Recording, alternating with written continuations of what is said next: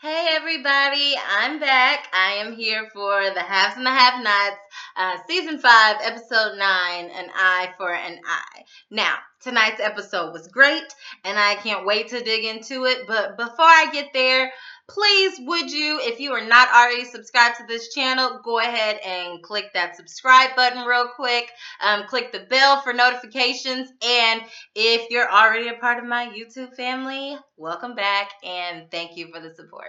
Okay. Anyways, yeah, I'm like really hot, like burning up. Okay. I need to get through this review.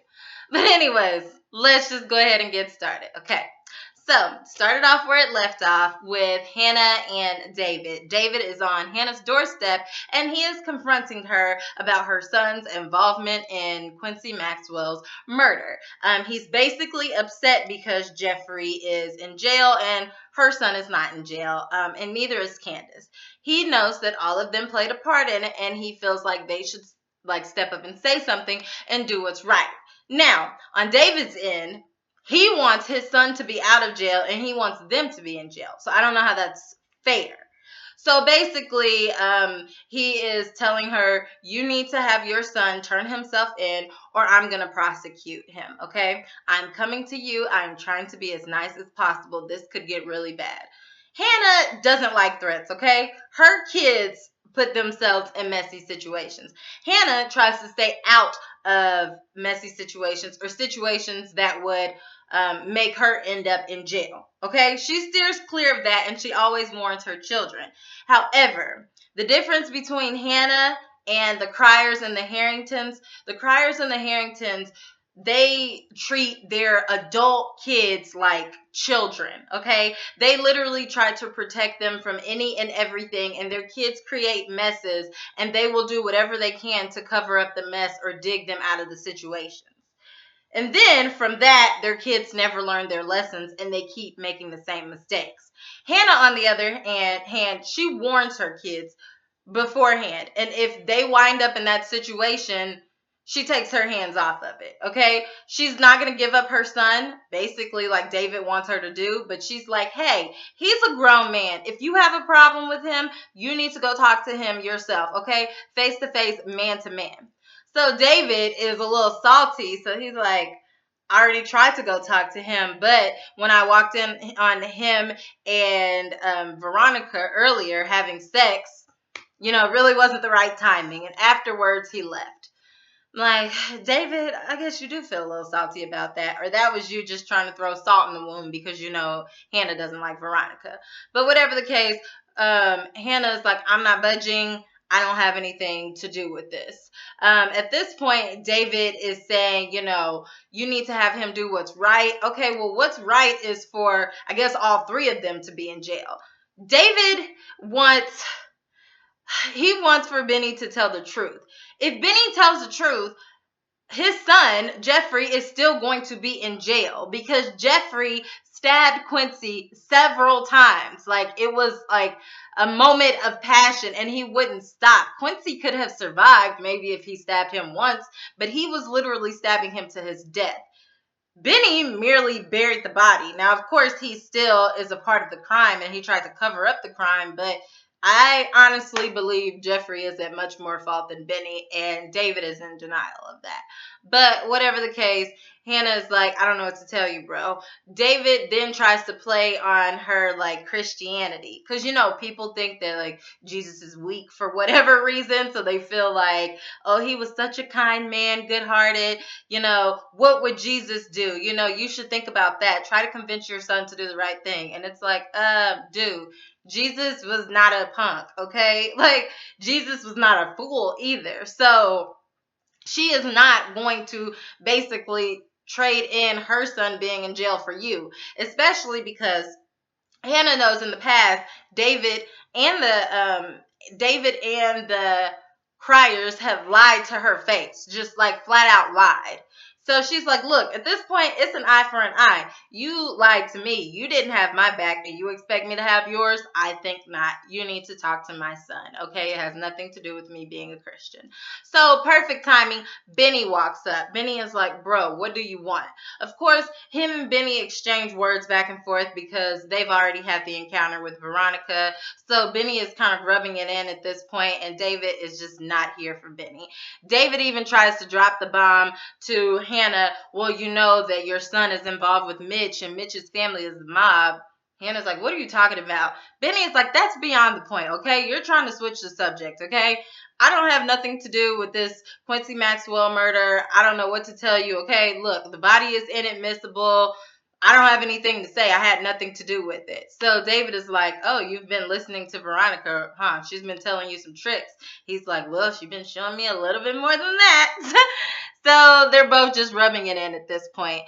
So David tells Vinny that he can't trust Veronica. And Vinny is like, look, as far as I'm concerned, I can't trust you. Okay, so then it goes to a quick scene with Landon and Great Value Obama, also known as Charles. So they're in the car. They're talking about his campaign trail. He's been to these different cities. And basically, Landon is just asking him questions about it and why he's stopping in certain cities. So he asked him, why do you want to stop in Savannah, Georgia, rather than Atlanta, Georgia? It would make more sense for Atlanta. Then Landon even goes as far as to say, are you stopping there because of Candace? Great Value Obama is like, duh, you already know I'm stopping there from Candace. Like, I'm having y'all keep tabs on her for a reason. I want her, and I'm going to get her. So, of course, Landon really can't argue that. So he just rolls his eyes like he always does. Okay. So then it goes right back to Hannah and Vinny. At this point, they're in Hannah's house. Hannah confronts Vinny, like, are you sleeping with her again? Vinny is like not even trying to talk to her about this. Hannah was like, you know what? You lied to me again. I saw you in the hospital with her holding her hand, and I asked you, and you told me there was nothing going on. Vinny is like, I didn't lie to you. There wasn't nothing going on at that time, okay? Like, maybe the next day, but not at that time. Like, this is what happened. She invited me over to her house to talk about the case. One thing led to another, you know. I just kind of slipped and fell in, basically. You know, that excuse. And so Hannah's like, are you stupid? Like, I thought I raised you better than that. Like, you really can't control what's in your pants. And I'm like, Hannah, you must not know your son. Like, he really can't control it. Like, he slept with Melissa, then he went right back and slept with Veronica. Like, Vinny, he has no control over anything down there whatsoever. But I guess he's not in a relationship, so whatever. But she's like, he's basically saying, like, look, she lured me in. I felt trapped. And Hannah's like, I thought I raised you better than that. I wish your dad would have stayed around so he could teach you these types of things. And why would you sleep with a woman like her? Blah, blah, blah. Where are your morals and values? I mean, she's just really disappointed in him at this point. So Benny is like, whatever. I don't have to deal with this. He keeps trying to defend himself. He's getting loud. Then Hannah finally changes the subject, asks him about the mob situation with Mitch that David referred to. Benny tells her the truth, but really doesn't expound on it much more. He says, yes, Mitch's family, the Malones, are the mob. There's nothing else to say. So then at that point, Hannah asked about the truck. She was like, it's funny that you're getting a truck now, but you were just over Veronica's house. Like, is she your sugar mama? Like, what's going on? Vinny says, that's not even what's happening, okay? Don't worry about this. I got this. And Hannah is saying, I don't believe you, okay? There's something going on. I don't feel good about this, okay? I don't feel good in my spirit. And you know what? Side note, yeah, I really hate when some people, not everybody, but some people are like, I just feel in my spirit, something's not right. And sometimes I really don't think that's their spirit. That is like, I don't know what it is, okay? It's them, okay? It's not the Lord. They're just saying it's in their spirit and they're trying to pull information out of you, okay? I've seen it happen firsthand. But at this point, Hannah, I don't know if it's her spirit or not because she just flat out doesn't trust her kids. Like, they could tell her the sky is blue and she'd say, I feel it in my spirit. It's just, it's not, okay? It's white. So, whatever the case, she even says, I don't trust you. You're starting to act just like your sister. You're willing to do any and everything to get by, to get ahead in life. And Benny does sound like Candace at this point because Benny even says, like, look, I'm trying to get us out of this lady's house. I'm trying to get a new start and a new beginning for us and set us up good. I got to do what I got to do. And those are literally the exact same types of things that Candace says. So in a sense, he is turning into his sister. He is just not like, well, is he selling his body for it? Because I don't think he necessarily wanted to sleep with Veronica, but he knows that it will benefit him if he does. But whatever. So next thing we see Candace walk into her hotel room. Landon is just sitting comfortably in the chair. Clearly has access to her room, but he's connected to the future president, so of course he doesn't have boundaries. So he's telling her don't panic because she looks shocked. Candace is like, what are you doing? Why are you even here? So then Landon says, is that a way to talk to the guy that just got you out of jail? She says, oh, that was you? And he's like, well, actually, it wasn't me. It was Great Value Obama, but, I do his work for him.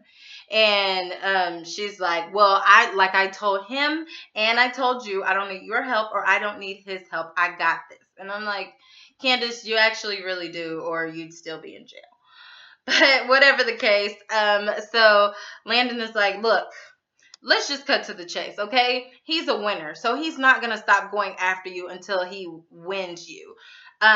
He's like infatuated by you. I don't like it. I don't like that he likes you, but he likes you, okay? And he hasn't been the same since he hasn't been around you, okay? All of his speeches are just different. They don't have the same fire, the same spice.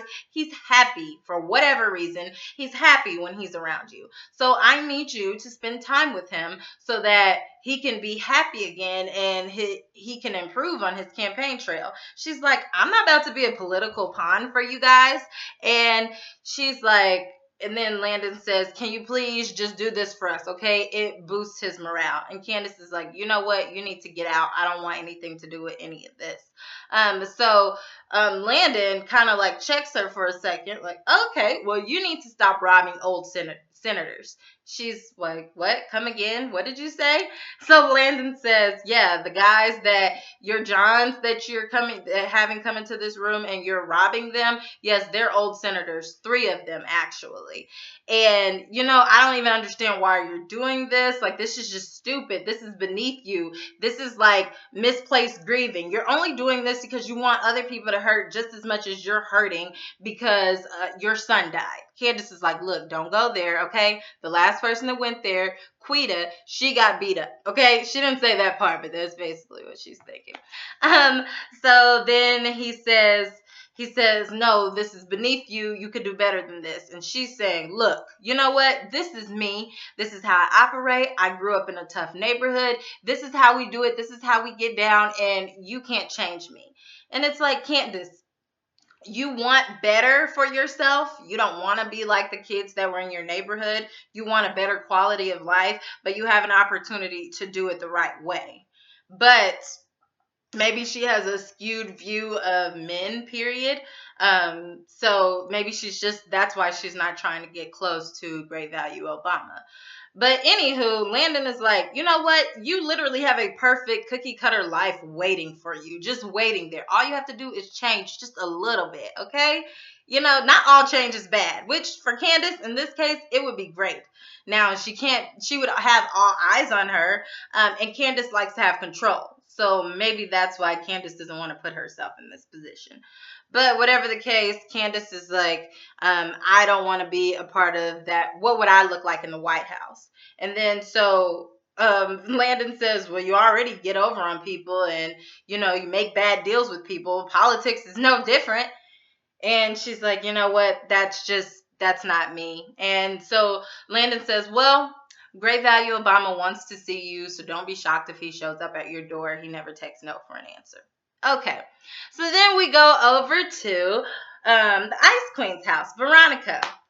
She is screaming Melissa's name. Her and Melissa are not going to survive under the same roof for any additional amount of time. She's screaming Melissa's name. Melissa is saying, like, what do you want? Oh my gosh. So Veronica is holding up like an empty bottle of alcohol. She says, where did all my alcohol go? Melissa said, well, you drank it. So you can tell at this point, all of Melissa's mannerisms and her responses to Veronica is stressing Veronica out.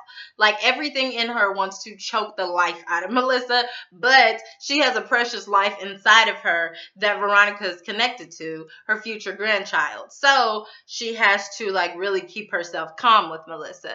So she notices that Melissa has been drinking at this point. Melissa thinks it's hilarious because she doesn't care about Veronica and she doesn't care about the baby. So at that point, Veronica says, like, confronts her, like, have you been drinking? Melissa said, yeah, just a little bit. It's fine. Like, I'm sure your mother drank with you, and let's look how you turned out.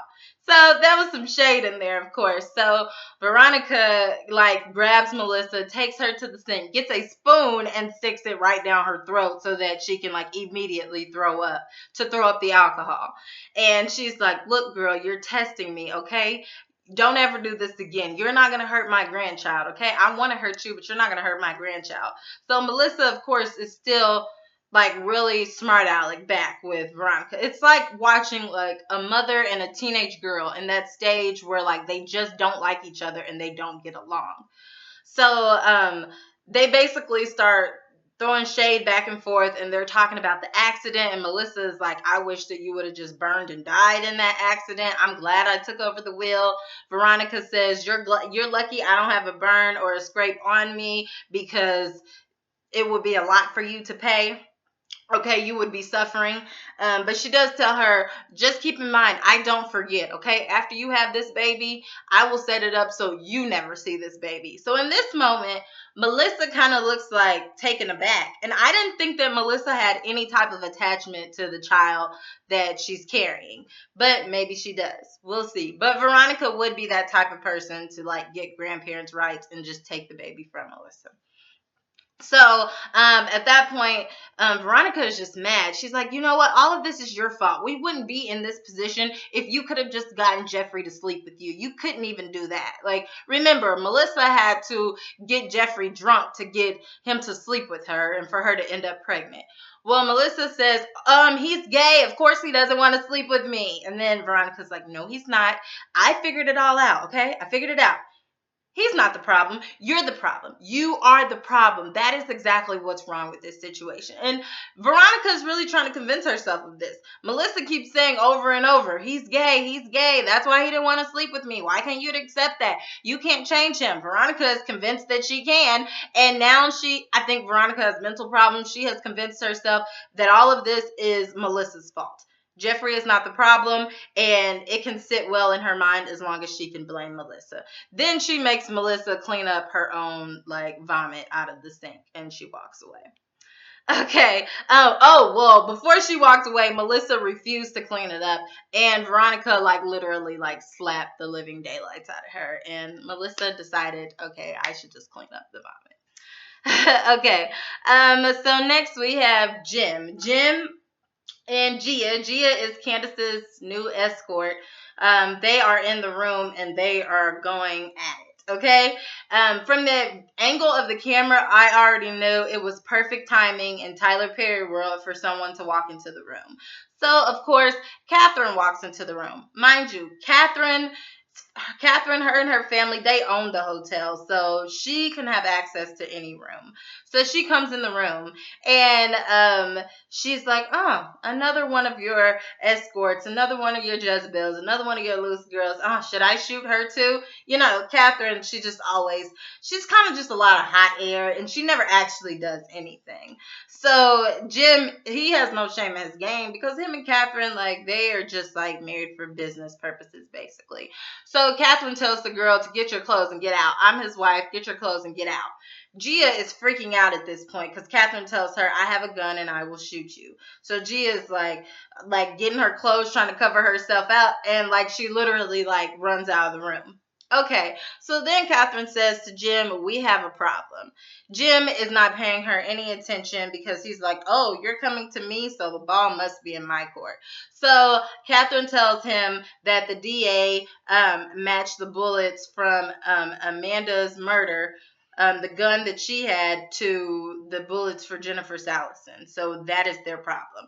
Jim is like, okay, so maybe I can make this go away. He tries to call Sarah, but she doesn't pick up the phone. So then Catherine says, what are we going to do? Jim is really difficult at this point because Catherine is like, this is not the time to joke and play games. And I'm thinking, Catherine, everything was a joke to you. When you shot Jennifer and Jim was in your face and he's saying, Catherine, this is serious. Like, this is not a joke. We really need to come up with a game plan. You need to talk to Veronica. We need to get through this. Catherine was in a daze and she thought it was a joke and she didn't want to talk about it and she didn't want to deal with it. Now the DA is showing up at your house with evidence and now you want to deal with it on your time. So whatever the case, Jim is like, I'm going to deal with it on my time. So my time is going to be after you call and you get my credit cards turned back on, okay? Other than that, I'm not doing anything. So Catherine couldn't even argue it. She just went ahead and decided to make the call. Okay, so in between that, we see Gia. Gia has ran out of Jim's room, and she's going to the elevator where she actually bumps into Candace on the elevator. She's freaking out, like, oh my gosh, his wife showed up, and she was going to shoot me, blah, blah, blah. Candace calms her down and pulls her into her room. When she pulls her in, Gia is, like, still freaking out, like, halfway, like, hyperventilating. Calm down. Candace even goes to her mini bar and gets her, like, a little small bottle of alcohol, gives it to her to drink just so she can calm down. And Gia said, like, you know, she was gonna shoot me. What was I gonna do? So then Candace says, okay, but like most of the time people are bluffing. Like, they're not really gonna shoot you, like 99% of the time. So Gia says, well, what about the other 1% of the time? She said, I guess your mother would have been planning your funeral. Candace doesn't really care. So then Candace even goes as far as to ask her, okay, so did she shoot you? Gia says, well, you don't see a gunshot. Candace says, okay, did you see the gun? Gia said, well, no, but I was scared. You know what? This isn't for me. I'm getting out of this business. Candace said, no, you're not getting out of this business. What was his name? Gia says his name was Jim. By then, Candace puts the pieces of the puzzle together, figures out it was Catherine that walked in, and she's dealing with Jim. And of course, Gia is Jim's type. So then Candace goes ahead and tells Gia, like, look, we have to come up with a game plan for them. I know them. She doesn't tell her how she knows them, but she basically gives her like game on them. She says, Catherine, she's just hot air. She's a punk. She's never gonna do anything. She's just a bunch of threats. Then she says, but how much money did he pay you? Gia says, I didn't get any money. I was freaked out, so I left. So Candace sends her right back. Like, girl, you never leave without the money, ever. Like, no matter what. I don't care if she did have a gun. You get your money. So you go back in there. He likes demanding, powerful women. So you need to go in there, and you need to get the money no matter what. I don't even care if she's still in there. So Gia drinks some more alcohol and, like gets herself prepared to go. So then back in Jim's room, we see Catherine. She's on the phone with the credit card company or the bank. So she's getting everything straightened out. And at the end of the conversation, she has them to transfer $10 million over to Jim. Okay, so now that that's taken care of, Catherine gets off the phone, asks Jim, what are they going to do? Then all of a sudden, Gia knocks on the door. Jim lets her in, and she shows up like, I need my money. I'm looking for my money. And they're like, not right now. And of course, Catherine is like, Jim, just let me shoot this girl, okay? Catherine, you're already in a difficult situation because you just shot somebody because you weren't thinking straight. But whatever.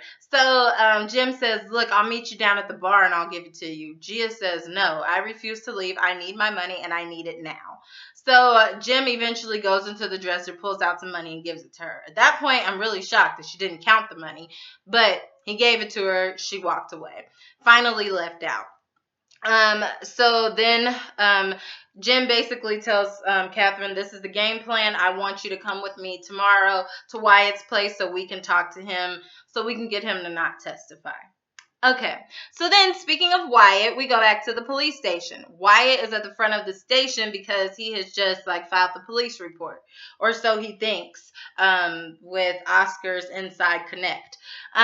David walks in the police station. He assumes that Wyatt is there to see Jeffrey. However, Wyatt lets David know that he had no idea Jeffrey was there and why he would be there. So then David says, "Okay, I think I'll take you back to see him." Okay, so brief brief exit away from that scene, we go to Landon in the hotel. So Landon walks up to the campaign lady, whatever her name is, and she's currently like working on something with Candace Young. So clearly they have like something in play to try to get Candace with Great Value Obama because that's what he wants and they work for him. So Landon wants to vent about Candace, but the lady won't let him because she's like, I'm not listening to you, okay? This is our job. We serve at the pleasure of the future president, so just do your job. Okay, so at that point, Landon lets his guards down and he admits to the lady like he is falling in love with Great Value Obama and he feels bad. He doesn't know what to do. He asks what he should do. The lady says, you don't do anything because he's straight, okay? So you can't do anything. And if you do, this is going to end very badly. Trust me, I've been there, done that. Like falling in love with powerful men. It's going to end badly, especially because he doesn't want you. So Landon is saying, you know, like we hang out sometimes, we drink at night together, drink in his room. He'll have his shirt off because he's in his PJs, you know, maybe one of those nights. He's basically plotting on him. And that is a big no-no because he will probably get kicked off of this campaign trail. And that's what she tells him, like, do not do it. It's not going to end well. So he has to just be okay with that. Okay, so then we go back to the hotel with Gia and Candace. Gia reports back to Candace. She was so excited and happy about getting the money. Then Candace takes the money from her and literally gives her a bill, which I'm hoping is $100 bill at least. And Gia's like, wow, I did all that work. You took most of the money. She said, girl, yeah, that's what having a pimp is about. And she said, well, why do I need a pimp then? Like, she said, well, do you want your face to be cut up? And the girl is like, okay. She said, you know what? You need to go get in the shower, get ready for your next job I'm going to give you. And here, take this extra bill. Don't complain again. Then Candace looks at the amount of money that Gia received, and Candace was disappointed. Okay, so then we have David. David walks into the interrogation room with Jeffrey at the police station, kind of calm him down, fill him out, and then he has a surprise for him, which is Wyatt. He brings Wyatt in, and it would be good to see a friendly face. He leaves out, but before he leaves, he reminds them that the interrogation room is not supposed to be recorded, but it might be, so watch your words. Of course, you know, Jeffrey looks like genuinely happy to see Wyatt. Wyatt wants to know why Jeffrey is in there. Of course, Jeffrey told him his mom turned him in for the murder of Quincy Maxwell, but he can't say anything more because of the space they're in. Jeffrey tries to get an update on what's going on with Wyatt, but Wyatt is saying, you know, that's irrelevant at this point. You're in jail, so we're not going to worry about that. But you are going to get out of jail, okay? I'm going to testify against our parents. They're going down. I have $9 million to my name. You can like basically like live off of me until you get yourself together, and it'll be all good, like nothing to worry about. And you know, Jeffrey is saying, you know, I'm just really getting tired at this point. The whole jail experience is just overwhelming to him. And Wyatt basically reassures him that everything's going to be okay. He's going to get out. And, you know, he asked Jeffrey to stand up to give him a hug as a friend because Jeffrey has always been there for him. So Wyatt wants to be there for him. Of course, when he hugs him, perfect timing once again, Justin, the jealous wannabe boyfriend, walks into the room and he is hot. On fire mad, okay? He is like somebody, like it's like when you see your significant other from across the room and somebody hug them, like, what? Who is this? Like, who are you? But Wyatt already thinks that Jeffrey and, well, Justin already thinks that Wyatt and Jeffrey have a thing going on, so this is even worse. But whatever, we will get crazy, Justin, next week for sure because the jealous one is back. But if you made it this far in the video, you may as well subscribe, and like and comment, share, and I will be back for If Loving You Is Wrong. Okay, bye.